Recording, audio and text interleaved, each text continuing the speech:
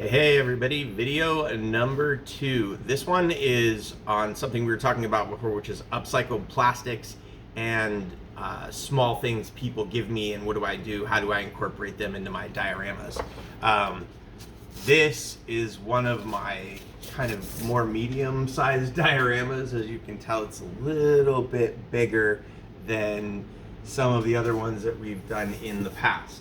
What's cool with this one and why it's actually one of my favorites is because, as you can see, a lot of those plastics from the model that I bought from my friend Jeff, killer deal, thank you again Hefe, at the Rare Airplane Detective. This one, it's just a bunch of upcycled plastics from all kinds of stuff, balloon stands. My wife has like a million pegs and all these little plastics and stuff like that that she ends up with and for her job, and so I end up getting a lot of those. And so as you can see, I have incorporated into this model. I think I'm calling this one the Foundry, or I might make this a Star Wars model, and I might make this Darth Vader's house. I haven't quite decided yet.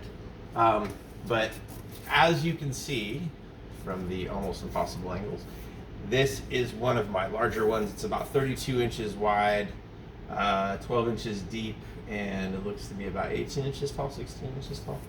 I haven't actually measured it again, but I think it's still 16 inches. Anyway, really kind of a fun one. It's a little bit heavy because I don't know if you can see, but there is sand around the base and on the bottom, and that kind of helps keep the styrofoam together. It is styrofoam, but I have decoupaged this a few times and painted it so it's still kind of weighty. Anyway, this is one of my favorites. This is another example of upcycling extra pieces and plastics and turning it into a diorama, and actually I really kind of love the way this one turned out. Anyway, check out my eBay page and my Facebook page for all the videos and the content that goes along with a lot of these guys, but just kind of showing this one off. This is part of my Dungeons and Dioramas series.